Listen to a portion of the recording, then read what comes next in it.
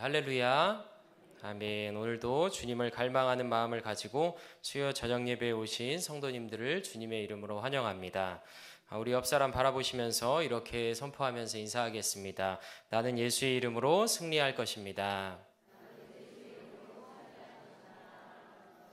네, 우리 교회 표어를 가지고 또 한 번 더 인사하겠습니다. 하나님께서 우리 가운데 큰 일을 행하실 것입니다.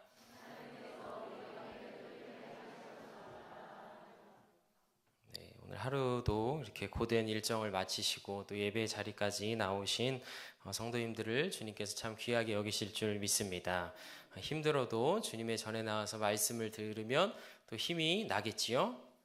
네, 아멘. 네, 그래서 주님 말씀 있는 곳에 거하고 또 하나님을 예배하는 곳에 거하는 것이 우리의 힘이고 또 기쁨인 줄 믿습니다. 오늘 예배를 통하여서 우리들이 하는 말이 얼마나 큰 영향력이 있는지를 깨닫고 또 우리들의 입을 하나님께서 창조하신 그 선하신 목적대로 잘 사용할 수 있는 저와 여러분들이 되시기를 소망합니다. 오늘은 입술의 권세를 회복하라 라는 제목으로 말씀을 나누려고 합니다.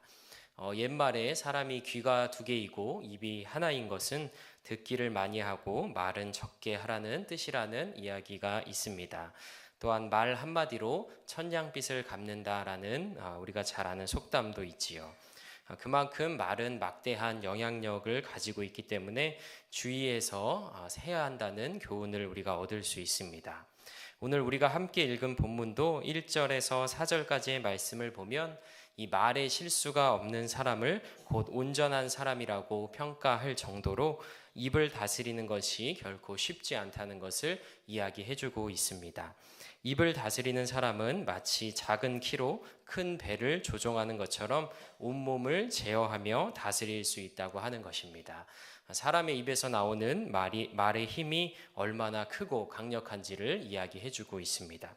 5절에서 8절까지의 말씀은 이 입을 잘못 사용했을 때, 혀를 잘못 사용했을 때에 벌어지는 안타까운 상황을 말해주고 있습니다.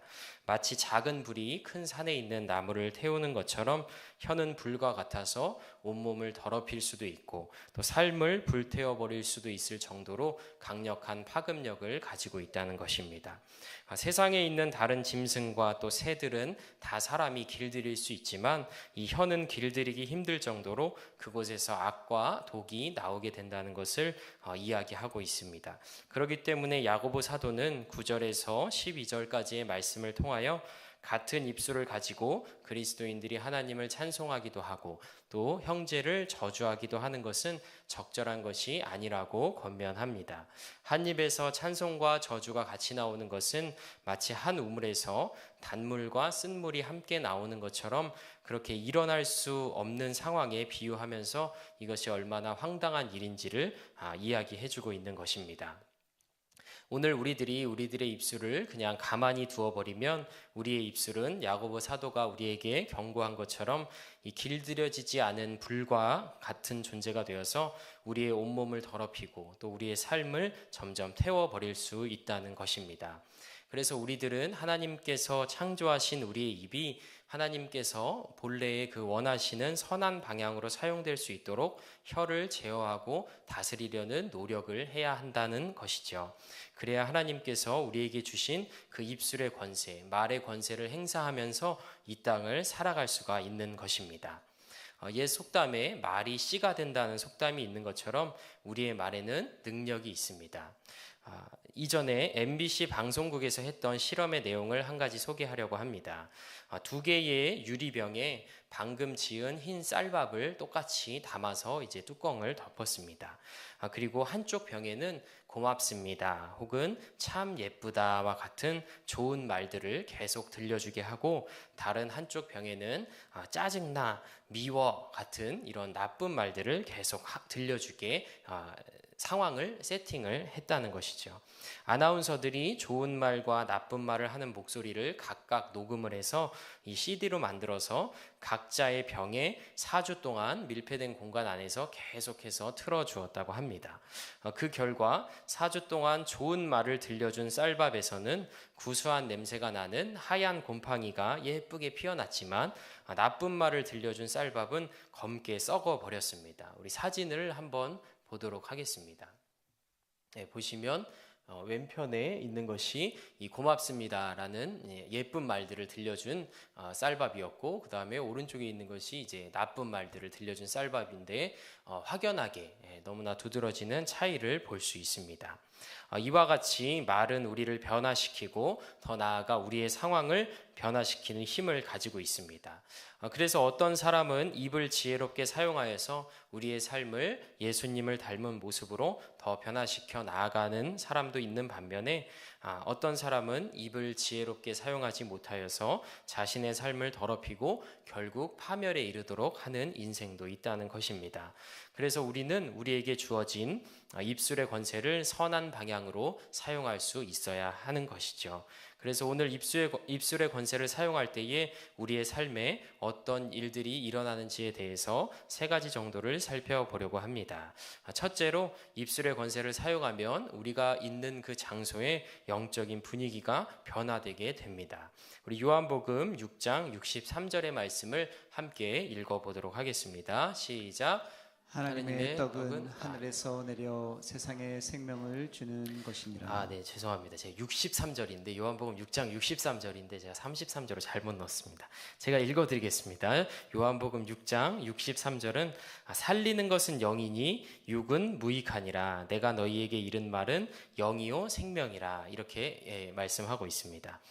한번 읽어볼까요? 시작. 살리는 것은 영이니 육은 무익하니라. 내가 너희에게 이른 말은 영이요 생명이라. 예수님께서 너희에게 이른 말이 바로 영이고 생명이다. 그러니까 예수님의 그 말씀이 바로 영이고 생명이다. 이렇게 이야기를 하고 계신 것입니다. 이와 같이 말에는 영이 담겨 있다는 것은 굉장히 중요한 사실입니다. 그래서 우리가 말을 어떻게 하느냐에 따라서 그 공간의 분위기가 달라지게 되는 것이죠. 제가 여기서 무서운 말을 하면, 어떤 사람이 무서운 말을 하는 것을 듣게 되면 그 안에 두려움의 영이 담겨 있기 때문에 무서운 분위기가 그 공간에 형성이 되는 것입니다. 짜증나는 말을 하는 사람의 옆에 있으면 그 짜증이 전염이 된다고 하죠. 우리가 여름에 또 불쾌지수라는 얘기를 하듯이 또 전염이 되는 것이죠. 또 짜증나는 말을 하면 불평하는 영이 또 담겨 있기 때문에 그런 분위기가 형성이 되고, 그러나 또 사랑의 말, 축복의 말을 하게 되면 그 안에는 하나님의 영이 담겨 있기 때문에 또 은혜로운 분위기가 형성이 된다는 것입니다. 예를 들어서 제가 여기서 할렐루야, 예수님께서 죽음을 이기시고 부활하셨습니다, 아멘 하면 분위기가 좋아지잖아요. 제가 여기서 나무 아미타불 관세음 보살 이러면 분위기가 좀 이상해지는 것이죠. 그거를 이제 느껴보시라고 제가 좀 하나님 앞에서 무례를 범하고 좀 했습니다. 그러니까 이제 우리가 이제 안 잊어버리시겠죠. 우리가 말을 어떻게 하냐에 따라서 그 공간의 분위기가 완전히 달라지는 것을 우리가 이제 알 수 있는 것입니다. 그래서 우리가 어떻게 말을 하냐에 따라서 우리가 있는 곳에 하나님의 영이 역사할 수도 있고 또 악한 영이 역사할 수도 있는 것입니다. 그래서 어느 영이 역사하냐에 따라서 그곳의 분위기가 또 달라지게 되는 것이죠. 우리가 드리는 예배를 한번 생각해 보아도 예배가 시작되기 전과 또 예배가 시작되어 찬양의 소리가 막 울려 퍼질 때에 분위기가 조금 다른 것을 우리가 느낄 수 있습니다. 이처럼 우리의 말은 우리가 있는 그곳의 분위기를 변화시키는 능력을 가지고 있다는 것입니다. 저는 군대에 있을 때 이 군종병이라는 보직을 수행하면서 군 생활을 했습니다. 이 군종병이라는 것은 군대에 있는 교회에서 군 목사님을 보좌하여서 예배 준비도 하고 또 교회의 여러 시설도 관리하고 또 병사들의 간식을 여성교회 집사님들에게 또 받아서 또 분출하는, 잘 배분을 해서 부대별로 분출을 하는 역할도 하고 그냥 모든 것을 혼자 다 합니다. 그러니까 우리가 흔히 말할 때 사람 하나가 없으면 교회가 안 돌아간다면 그것은 그렇게 좋은 상황이 아니잖아요. 교회는 사람 하나가 없다고 안 돌아가는 곳이 아니라 또 누구나 이렇게 하나님을 섬기는 사람들을 인해서 돌아가는 곳이잖아요. 그러나 군대 교회는 제가 없으면 진짜 마비가 됩니다.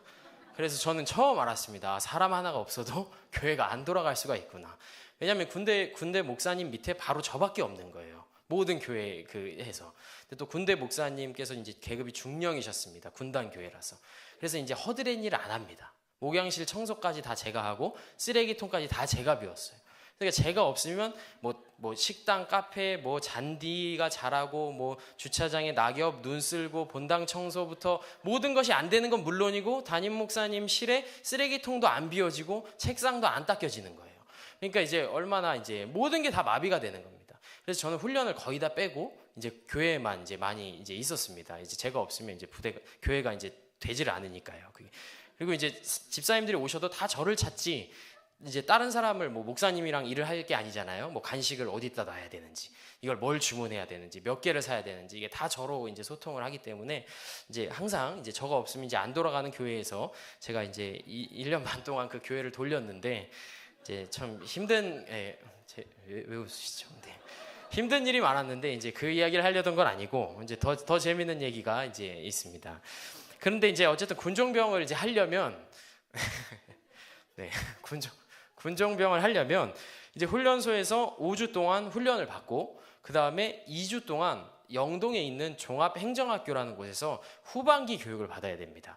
그래서 5주 훈련소를 지나고 2주 후반기 교육을 받고 그 다음에 이제 자대, 이제 저는 군단교회로 배치가 됐죠. 자대에 배치해서 거기서 1년 6개월 동안 이제 생활을 하는 건데 이제 이 영동에 있는 종합행정학교에서의 2주 동안의 생활이 이제 군종병의 파라다이스다 이런 이제 그 할 만큼 되게 이제 훈련소는 힘들잖아요. 근데 굉장히 이제 2주 동안 이제 편안한 생활이고 또 자대로 가면 이제 2등병부터 시작을 해야 되니까 또 힘든 생활이 이제 시작이 된단 말이에요. 그러니까 그 2주가 굉장히 이제 좋은 이제 편안하게 쉬면서 이제 교육을 받을 수 있는 시간입니다. 그래서 이제 훈련소에서 훈련을 받던 이제 각 훈련소마다 군종병이 이제 들어가서 훈련을 받다가 이제 그 2주 동안은 군종병들끼리 영동으로 싹 다 모이는 거예요. 특기병들끼리. 그렇게 해서 저희 기수 때는 25명이 모였습니다.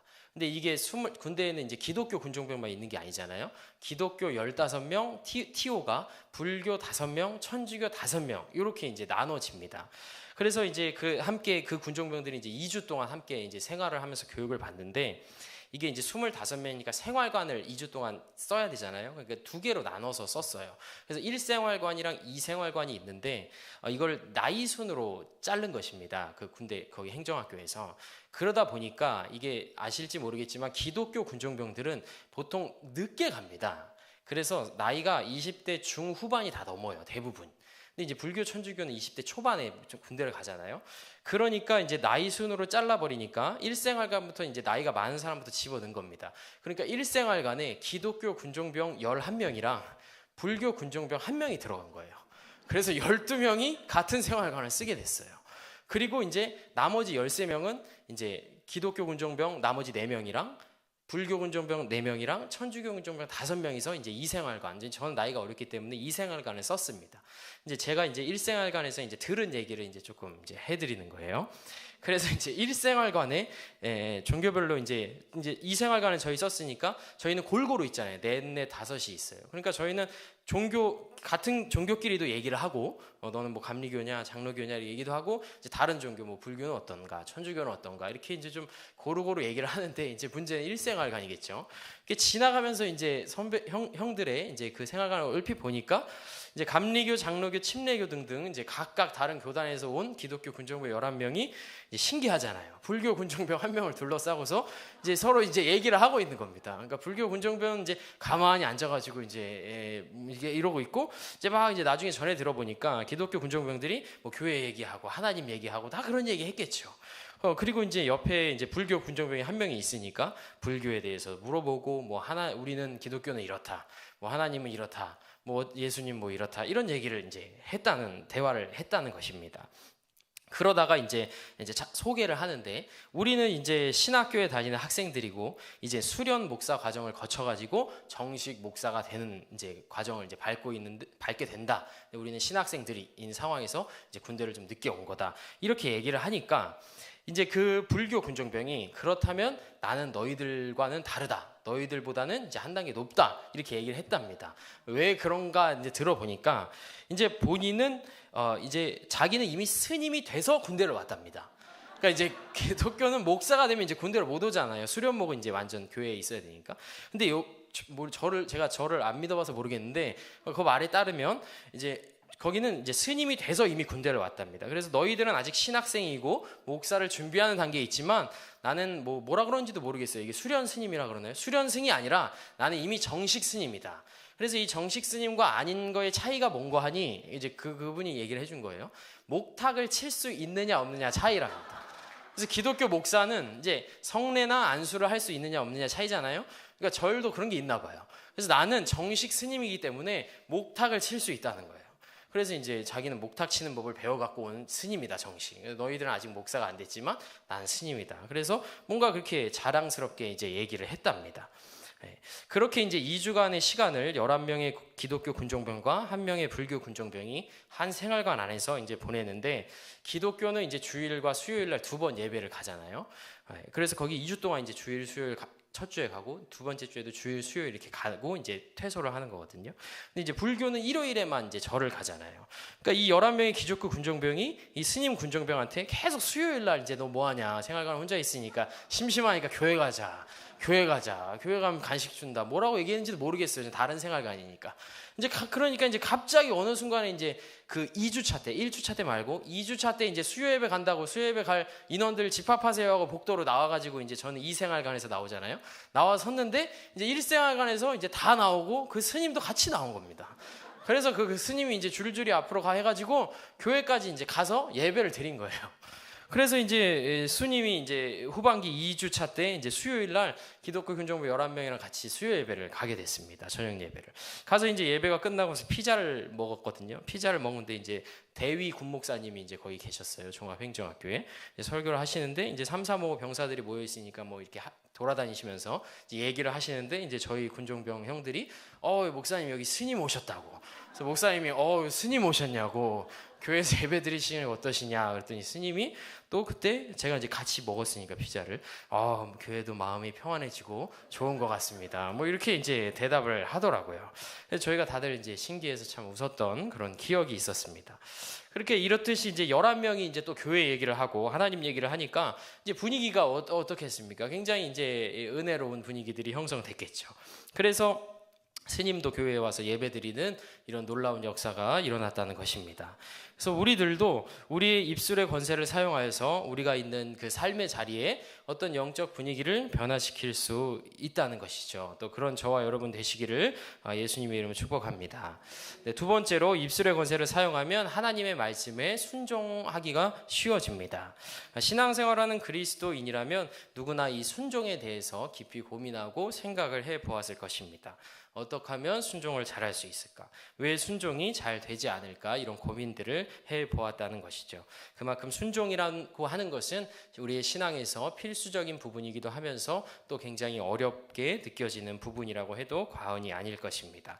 그러나 하나님께서 우리에게 무턱대고 순종을 하라고 말씀하시지 않았습니다. 하나님께서는 이 성경을 통하여서 순종할 수 있는 방법을 말씀해 주고 있는데, 우리 여호수아 1장 8절의 말씀을 함께 읽어보겠습니다. 시작. 이 율법책을 내 입에서 떠나지 말게 하며 주야로 그것을 묵상하여 그 안에 기록된 대로 다 지켜 행하라. 그리하면 내 길이 평탄하게 될 것이며 내가 형통하리라. 아멘. 이 말씀의 첫 부분에 보면 이 율법책을 내 입에서 떠나지 말게 하여 주야로 그것을 묵상하라, 이렇게 이야기를 합니다. 하나님의 말씀을 입에서 떠나지 말게 하고 밤이든 낮이든 그것을 묵상하라는 것이죠. 그런데 우리가 흔히 묵상이란 단어를 생각할 때에 이 단어의 뜻을 조용한 가운데서 깊이 생각하는 것을 뜻한다고 우리는 생각합니다. 그래서 묵상해라 그러면 다 입 다물고 하고 있잖아요.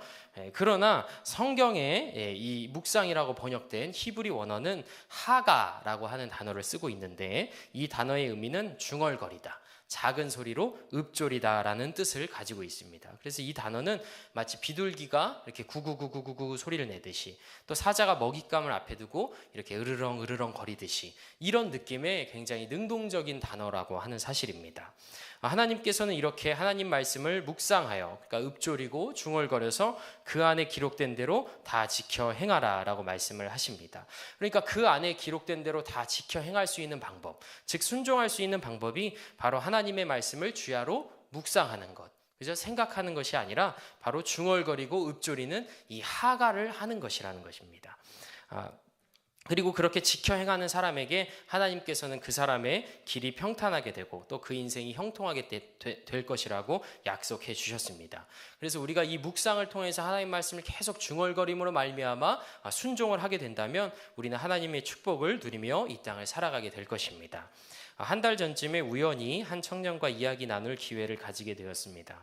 그 청년이 저에게 이야기를 하다가 한 가지 질문을 했는데 이렇게 이야기를 하더라고요. 예수님을 믿고 하나님의 자녀가 되어 살아가면 평안하고 기뻐야 하는 것이 아닌가요?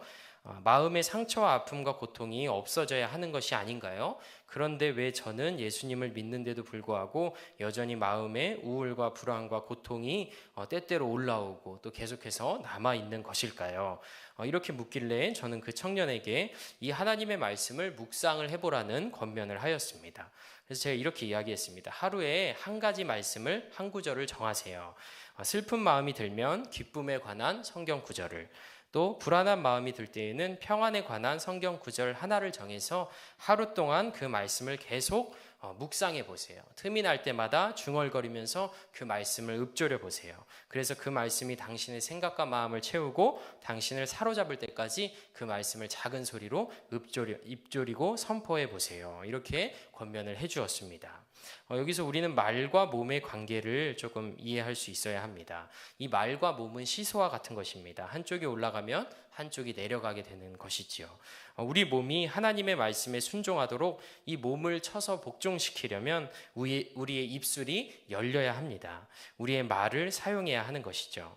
앞서도 말씀드린 것처럼 말에는 영이 담겨 있기 때문에 우리의 입으로 말씀을 계속해서 선포할 때에 우리의 몸이 그 말씀에 반응하고 또 복종하게 되는 것입니다. 그러나 반대로 입술을 열지 않으면 우리의 몸이 우리의 입을 이렇게 묶어버리게 됩니다. 우리의 육신의 소욕이 우리가 영적으로 깨어있지 못하게 만들어 버린다는 것입니다. 그래서 찬양 시간에도 소리내어 찬양하기가 어렵게 되고 또 말씀 시간에 아멘하기도 힘들고 기도할 때 부르짖어서 기도하기도 어렵게 되는 것입니다. 바라기는 저와 여러분이 이 입술의 권세를 사용함으로 하나님의 말씀에 순종하여 또 형통하게 되는 축복을 받으시기를 소망합니다. 셋째로 입술의 권세를 사용함으로 하나님의 약속이 성취되게 됩니다. 그리스도인의 언어 생활 또 그리스도인의 말은 현재의 상황을 그대로 반영하는 것이 아니라 하나님의 약속을 선포하는 곳에 쓰여야 합니다. 하나님께서는 현재의 상황만을 그대로 말씀하시는 분이 아닙니다. 창세기 1장에는 천지를 창조하는 하나님의 모습이 나와 있습니다. 이 모습을 보면 말씀으로 하나님께서 창조를 하셨죠. 그런데 땅이 혼돈하고 공허한 상황 속에서 하나님은 빛이 있으라 이렇게 말씀을 하셨습니다. 이것은 하나님께서 그분의 비전과 소망 또 미래의 일을 말씀을 하신 것입니다. 하나님께서는 단순히 그래 땅이 혼돈하고 공허하구나 하는 그 현재의 상황을 그대로 말씀하신 것이 아닙니다. 하나님께서는 그분이 행하실 일을 말씀하시자 이 빛이 없는 곳에 빛이 생기게 된 것입니다. 구약시대의 이스라엘 백성들의 삶을 보면 그들은 하나님 앞에 범죄해서 바벨론의 포로로 끌려가게 됩니다. 하나님께서는 이 포로가 된 이스라엘 백성에게 선지자들을 보내서 하나님의 말씀을 전하게 하시는데 그 말씀의 내용을 보면 이스라엘 백성들의 현재 상황을 이야기해 주는 것이 아닙니다. 지금 너희들이 포로로 잡혀가서 참 많이 힘들지 이렇게 현재를 읊어주는 말씀을 선지자들을 통해서 전하신 게 아니라 앞으로 하나님께서 그 포로가 된 이스라엘 백성에게 행하실 일들을 전하게 하셨다는 것입니다. 그것은 하나님께서 그들에게 어떤 일을 행하실지에 대한 소망과 비전과 희망의 말씀이었습니다. 너희들이 지금부터 70년 동안 포로 생활을 하겠지만 그 후에 하나님께서 다시 너희들을 회복시키시고 너희들을 고국으로 돌아오게 하실 거야. 이런 말씀을 하신 것입니다. 우리들의 말이 우리들의 현재 상황을 그대로 반영한다면 그것은 그렇게 큰 의미가 없습니다. 오늘 내가 직장에서 이런 일이 있었는데 기분이 매우 나빴어. 지금 내가 이런 병에 걸려서 너무 아파. 이렇게 현재 상황을 그대로 읊어주는 말을 하게 되면 그 말들은 아무런 능력이 없습니다. 그리스도의 말은 현재가 아니라 미래를 이야기하는 말이 되어야 합니다. 하나님으로부터 우리가 받은 약속을 이야기하고 또 하나님께서 행하실 일을 선포하고 또 하나님의 비전과 소망을 이야기하는 입술이 되어야 한다는 것입니다. 예를 들어서 우리들이 병에 걸려서 아프더라도 지금 내가 아파 죽겠네 이렇게 이야기하는 것이 아니라 하나님께서 치유해 주실 거다. 예수님께서 2000년 전에 나를 위해 고통을 당하고 피를 흘리셨기 때문에 나는 나음을 얻었습니다. 이렇게 이제 입을 사용을 해야 된다는 것이죠. 의도적으로요. 힘들어 죽겠다, 아파 죽겠다, 짜증나 죽겠다, 이렇게 죽겠다 하면 그 사람은 그냥 그러다가 죽는 것입니다. 그래서 여러분이 죽겠다라고 얘기하고 싶을 때 죽겠다가 아니라 죽게 있다. 그죠? 들어보셨죠? 죽겠다가 아니라 죽게 있다. 따라해 볼까요? 죽겠다가 아니라 죽게 있다. 시작. 죽겠다가 아니라 죽게 있다. 힘들어도 죽게 있고 아파도 죽게 있다. 이렇게 얘기할 수 있기를 축복합니다. 마지막으로 창세기 18장에 하나님의 사자가 99세가 된 아브라함에게 내년 이맘때에 사라에게 아들이 있을 것이다. 이렇게 말씀을 하십니다. 이제 사라가 그 장막문 뒤에 듣고 이제 나는 이제 생리가 끝난 지가 오래됐는데 어떻게 아들이 있겠냐 하고 이제 웃게 되죠. 만약에 아브라함이 그 현재의 상황만을 바라보고 그것을 계속 생각하고 그것을 말했다면 어떠하겠습니까? 나는 이제 다 늙었고 현재의 상황이죠. 내 아내는 생리가 끊어졌고 이것도 현재의 상황입니다. 아들을 어떻게 낳을까? 그럼 마음이 한없이 낙심되고 좌절하고 믿음이 다 무너지게 되는 것입니다. 그러나 아브라함은 그렇게 하지 않았습니다. 야고보서 2장 23절은 이렇게 이야기합니다. 제가 읽겠습니다. 이에 성경에 이른 바 아브라함이 하나님을 믿으니 이것을 의로 여기셨다는 말씀이 이루어졌고 그는 하나님의 벗이라 칭함을 받았나니. 아멘. 아브라함은 하나님의 약속을 믿고 그 약속을 붙들었다는 것이죠. 현재 눈앞에 보이는 상황이 낙심되고 믿음이 흔들릴지라도 그래 하나님께서 나에게 내년 이맘때에 아들을 주신다고 하셨지. 그 하나님으로부터 온 약속과 언약을 계속 생각하고 곰곰이 입으로 선포하고 묵상하고 이렇게 했다는 것입니다. 그래서 결국 하나님의 말씀대로 이삭을 얻게 됩니다. 오늘 우리의 삶 속에서도 그리스도인들은 현재의 상황을 그대로 이야기하는 사람들이 아니라 하나님께로부터 온 약속, 그 비전을 선포할 수 있는 사람들이 되어야 합니다. 하나님께서 행하실 일들을 선포할 때에 우리의 삶에 하나님의 약속이 하나씩 성취되는 것을 보게 될 것입니다. 말씀을 정리하겠습니다. 먼저 말이라는 것은 사람을 살리기도 하고 또 죽이기도 할 만큼 강력한 영향력이 있다는 것을 우리가 살펴보았습니다. 그래서 우리는 우리에게 주어진 이 말의 권세, 입술의 권세를 선한 방향으로 사용할 수 있어야 하겠습니다. 그래서 첫째로 입술의 권세를 통하여서 내가 있는 그 장소의 영적 분위기를 변화시키고 또 입술의 권세를 사용하여서 우리의 몸을 복종시킴으로 말미암아 하나님 말씀을 순종할 수 있게 만드는 것이죠. 마지막으로 입술의 권세를 사용하여서 하나님께서 행하실 일들을 선포함으로 말미암아 하나님의 약속이 우리의 삶에 이루어지도록 해야 하는 것입니다. 담임 목사님께서도 부교육자들에게 많이 하시는 말씀 중에 하나가 항상 부정적인 언어를 사용하지 말고 긍정적인 말들을 사용하라는 말씀을 많이 해주십니다. 우리가 이렇게 소망의 말, 또 축복의 말, 생명의 말을 할 때에 하나님께서는 우리의 입술의 고백대로 우리의 삶에 일하여 주실 줄 믿습니다. 저와 여러분이 하나님의 놀라운 역사들을 경험하는 귀한 인생들이 다 되시기를 축복합니다. 기도하겠습니다.